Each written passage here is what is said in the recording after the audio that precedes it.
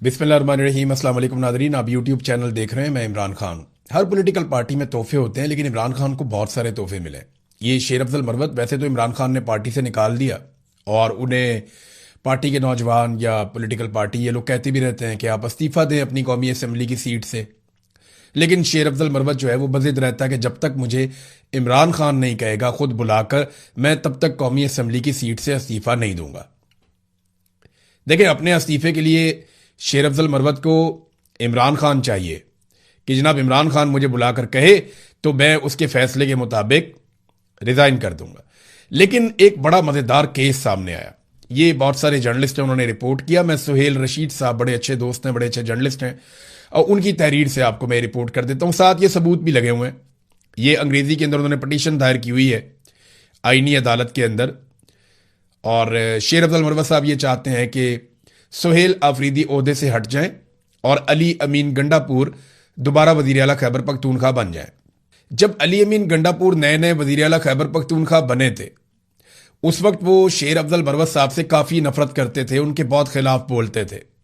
वो लोगों को ये बताते थे कि शेर अफजल मरवत कितना करप्ट है, वो बंदे लेकर आता है, वो मादनियात के काम करना चाहता है, वो पार्टियां घेरता है, उनसे पैसे लेता है, उसने पाकिस्तान के बाहर भी पैसे लिए। इस किस्म की बातें अली अमीन गंडापुर साहब लोगों से करते थे। ये एक वक्त वो भी था। लेकिन फिर हमने देखा कि बड़ी शानदार दोस्ती हो जाती है दोनों के बीच में, और दोनों के बीच में से हवा भी नहीं गुजरती। फिर दोनों एक दूसरे की तारीफें करते हैं, जलसों के अंदर एक दूसरे के साथ जफियां डालते हैं, और बड़ी कुर्बतें बढ़ जाती हैं। एक दूसरे को बहुत सपोर्ट करते हैं दोनों एक खास वक्त के बाद। फिर शेर अफजल मरवत साहब जो हैं वो खैबर पख्तूनख्वा हुकूमत में उनका तोती बोलता था, जैसे चाहते थे वैसे वो चीजें करते थे। तो अब वो दौर सुनहरा चला गया। अली अमीन गंडापुर साहब को इमरान खान साहब ने जेल से बैठकर हटा दिया, और एक और आदमी सुहेल आफरीदी, उसे इमरान खान ले आया कि जनाब इसको वजीर आला खैबर पख्तूनख्वा बना दें। अब ये इमरान खान की मर्जी है, वो अली अमीन गंडापुर को बनाए या सुहेल आफरीदी को बनाए। दोनों इमरान खान की पार्टी के लोग हैं। लेकिन शेर अफजल मरवत साहब जो बार बार ये कहते हैं कि मैं कौमी असम्बली की सीट तब छोड़ूंगा जब मुझे इमरान खान साहब बुलाकर खुद कहेंगे। अब उन्होंने जो पटिशन दायर किया उसमें बड़ा मजेदार उन्होंने मौक़िफ़ ले लिया। वो ये कहते हैं अदालत को कि ये सारा कुछ ही गलत हो गया, आप हटाएं सुहेल आफरीदी को और उसकी जगह पर लेकर आए अली अमीन गंडापुर को, ताकि वो कंटिन्यू करे वजीर आला के तौर पे। अब ये बात कोई अली अमीन गंडापुर ने खुद नहीं कही, लेकिन शेर अफजल मरवत ने ये पटिशन डाली है। तो अली अमीन गंडापुर और शेर अफजल मरवत की दोस्ती तो सबको पता है। अब मरवत साहब ने जो एक वजह बताई वो बड़ी मजेदार है। मरवत साहब अदालत को बताते हैं, यानी अपनी जो आईनी पटिशन है, अपनी दरखास्त है उनकी, उसके अंदर वो ये कहते हैं कि शेर अफजल मरवत ने कहा कि इमरान खान को अपनी दरखास्त में सजा याफ्ता नाअहल शख्स लिखते हुए कहा कि उसके दबाव पर लिए गए इस्तीफे की कोई आईनी और कानूनी हैसियत नहीं है। यानी शेर अफजल मरवत ये कहते हैं कि इमरान खान एक सजा याफ्ता नाअहल शख्स है और इमरान खान के दबाव पर लिए गए इस्तीफे की कोई आईनी और कानूनी हैसियत नहीं है।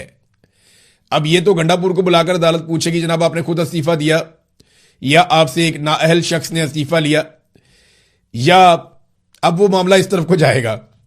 सुहेल आफरीदी जो है वो अपनी अरकान असम्बली की ताकत से आकर बने, इमरान खान के कहने के ऊपर आकर बने।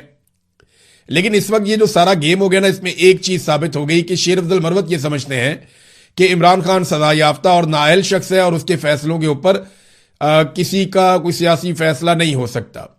तो शेर अफजल मरवत इस्तीफा क्यों देगा जब इमरान खान कहेगा? तो यानी अपने बारे में वो कहते हैं जब तक इमरान खान नहीं कहेगा तब तक मैं इस्तीफा नहीं दूंगा, और गंडापुर के बारे में वो कहते हैं क्योंकि इमरान खान एक नाअहल शख्स है और सजा याफ्ता शख्स है, लिहाजा उसके दबाव के ऊपर इस्तीफे की आईनी और कानूनी हैसियत नहीं है। तो जनाब बहुत सारे लोग बेनकाब हुए और बड़ी जबरदस्त खबरें इनके हवाले से आती रहती हैं। वक्त बड़ी जालिम चीज है और लालच बड़ी खौफनाक बला है। होता यह है कि लोग एक्सपोज होते चले जाते हैं, बस सिर्फ उन्हें वक्त देना चाहिए। शहबाज शरीफ को वक्त मिला, नवाज शरीफ को वक्त मिला, मरियम नवाज को वक्त मिला, सारे एक्सपोज हो गए, पता चल गया ये कितने पानी में थे। पाकिस्तान की मिलिट्री एस्टेब्लिशमेंट को भी आसिम मुनीर ने मजीद वक्त लिया है, आप देखिएगा पता चलेगा कौम को ये क्या है। जनरल बाजवा अपने पहले 3 साल में नहीं पहचाना गया, लेकिन जैसे ही उसे वक्त मिला 3 साल और उसको मजीद मिले, वो बेनकाब हो गया, लेकिन पाकिस्तान का बहुत नुकसान हो गया। तो अब पाकिस्तानी खड़े होंगे, कब खड़े होंगे इसके बारे में हम बात करते हैं आगे चलकर। लेकिन बलूचिस्तान और खैबर पख्तूनख्वा को गंदम नहीं दी जा रही। देखें, ये दोनों जो सूबे हैं ये गंदम पैदा नहीं करते। बलूचिस्तान में गंदम पैदा होती है लेकिन उनकी ज़रूरत से कम होती है, उनके पहाड़ी इलाके हैं और वहां पे उस तरीके से ज़मीन नहीं है जैसे पंजाब में है या सिंध में, और उस तरीके से वहां पे गंदम की पैदावार बड़े पैमाने पर नहीं हो सकती। लेकिन उनके पास और बहुत कुछ है। इसी तरह बलूचिस्तान में रेगिस्तान है बहुत बड़े बड़े, और उनके पास भी गंदम की पैदावार के लिए उस तरह से पानी या बाकी चीजें नहीं है कि वो बड़े पैमाने पर गंदम पैदा करें अपने लोगों के लिए। तो होता यह है कि खैबर पख्तूनख्वा से बिजली, गैस और बहुत सारी मादनियात और पानी ये सब जाता है पंजाब में और सिंध में। उसके बदले में यहां से गंदम जो है वो खैबर पख्तूनख्वा को मिलती है, तो मिलजुल कर ही काम चलता है ना।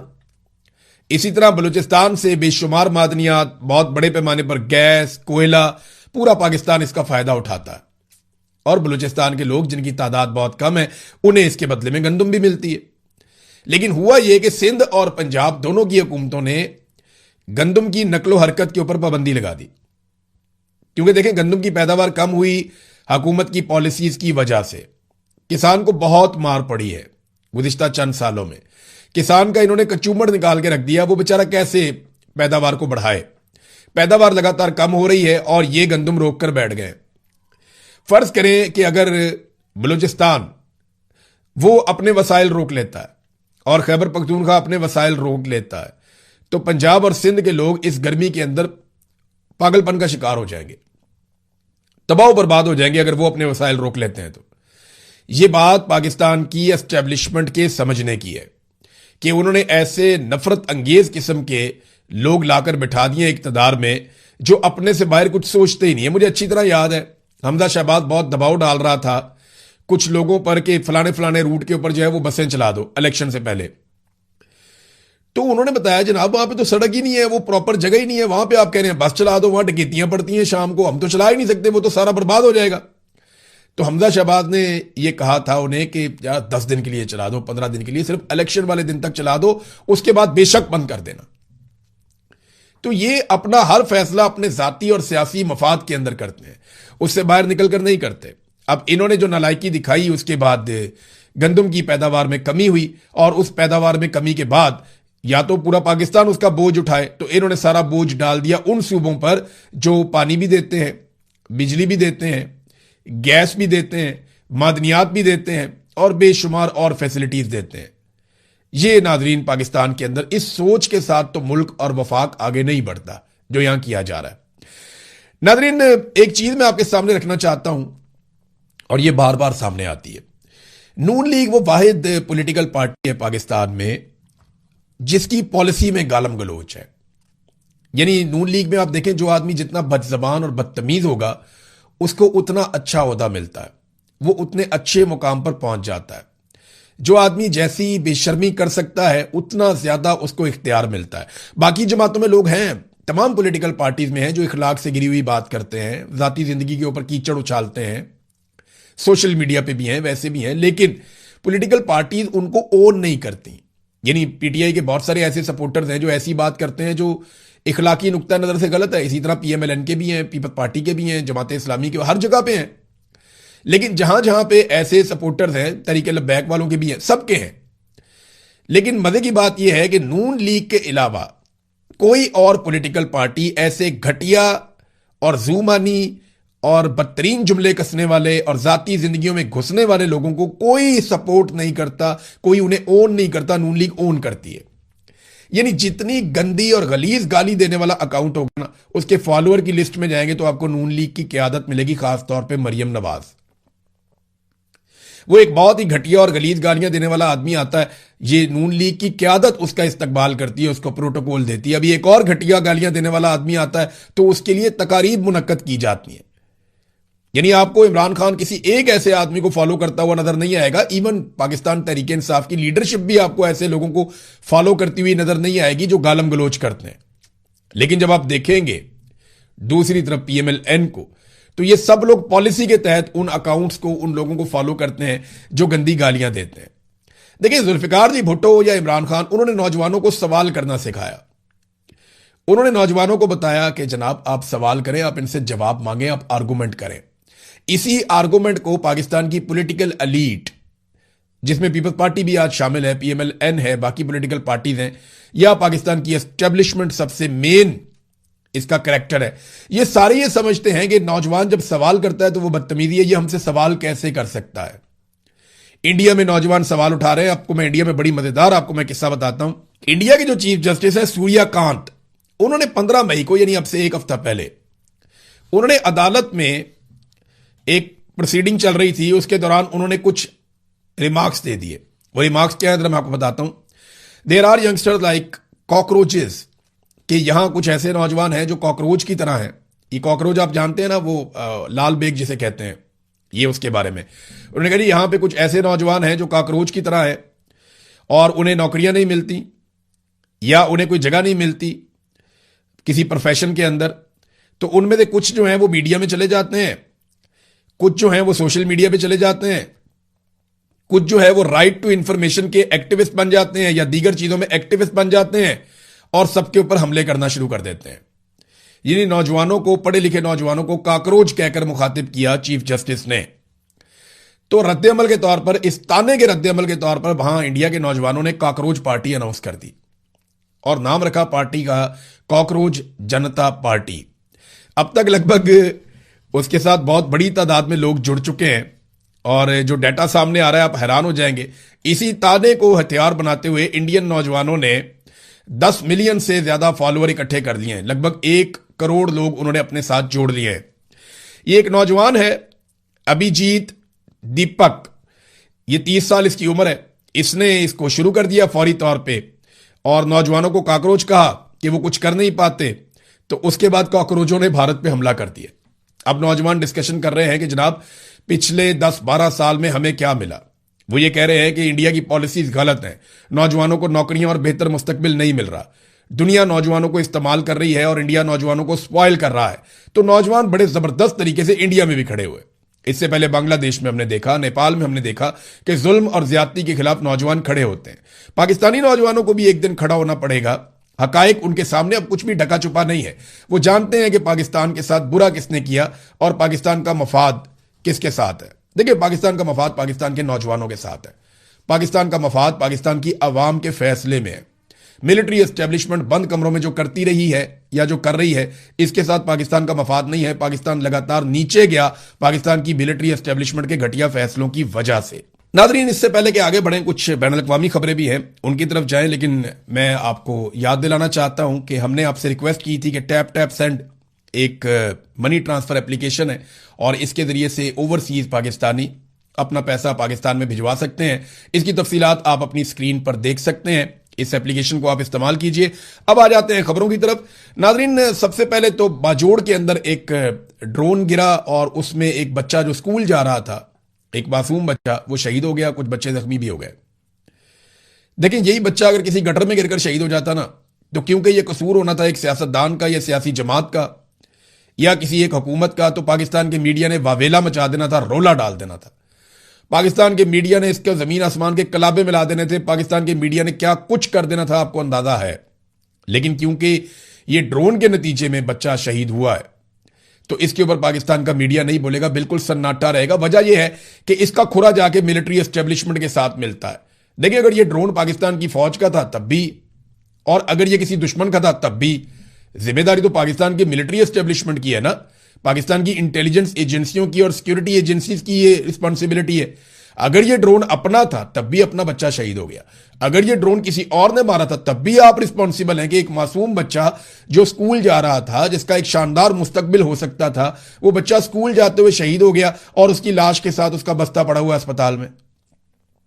लेकिन पाकिस्तान का मीडिया इस पर बात नहीं करेगा क्योंकि इसमें किसी सियासतदान की गलती नहीं है, इसमें किसी आम आदमी की गलती नहीं है। जहां पे गलती कभी मिलिट्री एस्टेब्लिशमेंट की निकल आए, वहां पे पाकिस्तान का मीडिया गलती पे पर्दा डालने की कोशिश शुरू कर देता है और यही करते हैं हमेशा। नाजरीन, डोनाल्ड ट्रंप की हरकतों से डेमोक्रेट्स की सोच बहुत बड़े पैमाने पर बदली है। यानी रिपब्लिकन्स तो बदल रहे हैं, वो मैं आपको बताता रहता हूं वक्तन फवक्तन, लेकिन जो डेमोक्रेट्स के वोटर्स हैं, क्योंकि मैं इसका इसलिए जिक्र कर रहा हूं कि अगली बारी अब रिपब्लिकन्स नहीं आएंगे, अगली मरतबा डेमोक्रेट्स आएंगे। ये सबको नजर आ रहा है, ये अब ओपन है। देखें अभी इलेक्शन में 2 साल पड़े हैं, 2.5 साल पड़े हैं, लेकिन मुझे नहीं लगता कि रिपब्लिकन दोबारा इलेक्शन जीत पाएंगे जो कुछ डोनाल्ड ट्रंप ने कर दिया।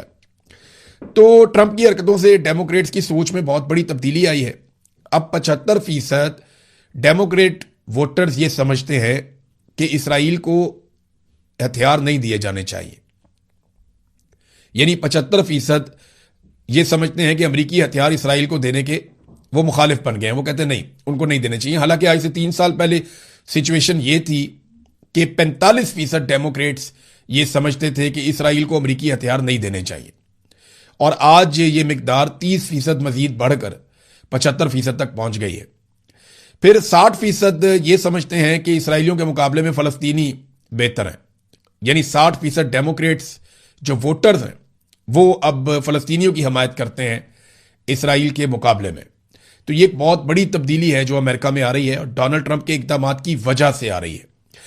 डीडी जियो पॉलिटिक्स इन्होंने एक खबर शाया की है और ये बहुत तहलका खेज खबर है कि ईरान ने हैरान कुन कारनामे सर अंजाम दिए। इस खबर के मुताबिक उन्होंने अपना बिजली का निजाम जो बहाल किया है या अपने रस्ते दोबारा से काबिल इस्तेमाल बनाए हैं, जिन रस्तों को तबाह कर दिया गया था अमेरिका और इसराइल की जानिब से, वो सब हैरान कुन है। वो कह रहे हैं जी जो हमने अंदाजे और तखमीने लगाए हुए थे या जो अमेरिका का अंदाजा था उससे बहुत जल्दी ईरान ने अपना एनर्जी का इंफ्रास्ट्रक्चर या अपना रोड इंफ्रास्ट्रक्चर बहाल कर लिया। वो बहुत तेजी से बहाली के काम की तरफ बढ़ रहा है और सबसे खौफनाक बात जो उन्होंने बताई वो ये है कि ईरान ने अपने हथियारों को ना सिर्फ महफूज किया बल्कि प्रोडक्शन भी दोबारा शुरू कर दी है। और यह भी बताया गया कि अगर ईरान को जंगबंदी के दिन से लेकर अगले 6 महीने तक का वक्त मिल गया तो वो हथियारों के मैदान में अपनी पहले जैसी हालत में वापस पहुंच जाएगा, जबकि अमेरिका और इसराइल को वो हथियार वापस पाने में जो उन्होंने इस्तेमाल कर दिए हैं 3 साल तक का वक्त लग सकता है। नाज़रीन, अब जंगबंदी की कोशिशें की जा रही हैं और ये ऐसा लगता है कि हतमी कोशिशें हैं। आसिम मुनीर अब ईरान में जा रहे हैं कि कुछ करके ईरान को मनाया जाए, मगर मसला जो है मेन वो वही यूरेनियम का है। क्योंकि अमेरिकन मीडिया में रिपोर्ट हो रहा है जब डोनाल्ड ट्रंप ने जंगबंदी का जिक्र किया और मुआहदे का जिक्र किया तो नेतन्याहू काफी भड़क गया था। फिर ट्रंप ने नेतन्याहू को यकीन दिलाया कि जब तक कि यूरेनियम का मामला हल नहीं हो जाता, यूरेनियम को हम ईरान से निकाल नहीं लेते, तब तक हम ईरान के साथ किसी किस्म का मुआहदा नहीं करेंगे और जंगबंदी मुस्तकिल नहीं होगी। तो इस पे फिर नेतन्याहू थोड़ा सा मुतमईन हुआ। फिर हमने देखा कि यूएई और सऊदी अरब के ऊपर ड्रोन चले और बाद में पता चला कि वो ड्रोन इराक से आए हैं। और इससे मिलती जुलती एक खबर यह है कि इराक में 2 खुफिया फौजी अड्डे इसराइल के वो बेनकाब हुए हैं।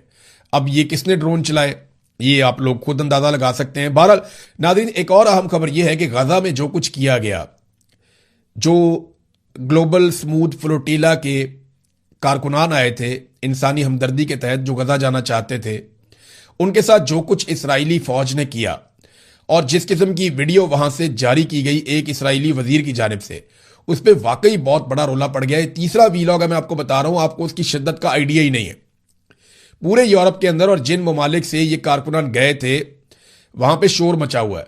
अब ये कारकुनान जब वापस पहुंचेंगे अपने अपने ममालिक में तो ये कहानियां बताएंगे कि उनके साथ किस किस्म की बदसलूकी की गई है। और वो वीडियो जो जारी की गई इसराइली वजीर की जानिब से, उसने तहलका मचा दिया है। इसराइल जो है वो बैकफुट पे चला गया है और ट्रंप पीस काउंसिल के जो सरबराह हैं निकोले मेलाडिनोफ, उन्होंने जेर हिरासत फ्लोटीला कारकुनान के पास अतमार बिन गफीर, ये वो वजीर है जिसने सारी हरकत की है, उसके दौरे की मजम्मत की है और उन्होंने उसे नाकाबिले कबूल और शर्मनाक करार दिया है। और ये कहा है कि ये कदम डोनाल्ड ट्रंप के गजा का जो पीस प्लान है उस पर अमल दरामद के भी खिलाफ है और इसराइल की सिक्योरिटी को यकीनी बनाने की जो कोशिशें की जा रही हैं उसके भी खिलाफ है। और ये जो वीडियो जारी की गई, देखें एक चीज आप ध्यान में रखें कि इसराइली डिफेंस फोर्सेस ने पहले एक फुटेज जारी करने का प्लान बनाया था, लेकिन फिर उन्होंने कहा जी कि हम ये फुटेज जारी नहीं करेंगे। वो फुटेज बहुत प्रोफेशनल फुटेज थी जो पहले जारी की जा रही थी, लेकिन वजारत खारजा ने कहा जो इसराइल की है कि ये फुटेज जारी ना करें, इससे प्रॉब्लम होगा। उसके बाद जो बिन गफीर है, जो वजीर है कौमी सलामती का इसराइल का, वो पहुंच गया वहां पे और उसने एक फुटेज खुद बना के पब्लिक कर दी और उसका रोला जो है वो पूरे यूरोप में पड़ा हुआ है। अब डोनाल्ड ट्रंप की टीम का जो हेड है बोर्ड ऑफ पीस का, वो भी इसके खिलाफ बोलने पर मजबूर हो गया है। नाज़रीन, जो दुनिया की बड़ी बड़ी शिपिंग कंपनीज हैं उनको बहुत ज्यादा नुकसान हो रहा है। देखें, खलीजी ममालिक का तो बहुत बड़ा माली नुकसान हो रहा है। आबने हुर्मुज़ बंद है, तेल की पैदावार बंद है, गैस की पैदावार बंद है, और दुनिया को उस तरीके से वो सप्लाई नहीं कर पा रहे जैसे वो करते थे, तो अरबों डॉलर का नुकसान उनका हो रहा है। लेकिन जो शिपिंग कंपनीज हैं जो लगातार वहां से तेल, गैस और तजारती माल लेकर जाती हैं, उनके जहाज खड़े हैं पानी में। अब ये जहाज मूव करते रहते हैं ना, तो इनके लिए बेहतर होता है। जब ये एक जगह पानियों में खड़े हो जाते हैं तो प्रॉब्लम शुरू हो जाती है। यह बताया जा रहा है बड़ी शिपिंग कंपनीज की जानिब से कि जहाजों पर काई जम रही है। जेलीफिश समेत कई ऐसे जानदार हैं जो बड़े सख्त खौल वाले हैं, वो जहाजों को मुतासर कर रहे हैं। वहां पानी का जो टेम्परेचर है इस वक्त 30 डिग्री सेंटीग्रेड तक पहुंच जाता है। तो इतने गर्म पानी में जो है वो जानदार जब जहाजों के साथ आकर चिपकते हैं तो उससे जहाजों को नुकसान, बहुत ज्यादा तो नहीं, लेकिन वो कह रहे हैं जी ये भी एक डैमेज हमें हो रहा है।